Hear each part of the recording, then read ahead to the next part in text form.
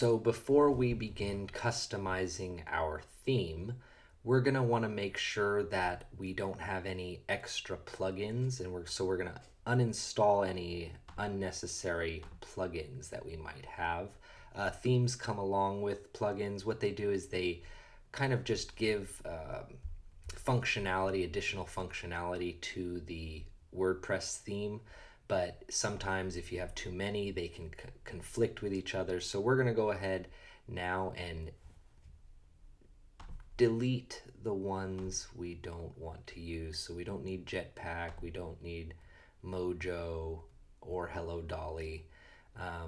We're going to delete these three, and the way to do that is to select them, and then you go to Actions and delete and apply.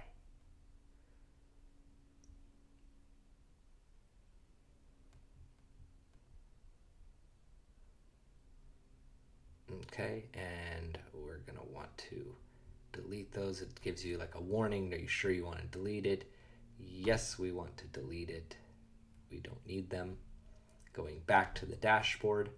All right, so now we are all set. We've deleted plugins. We've installed the latest update to WordPress, and we've also installed the theme, Zerif Lite, the one we're going to be working with.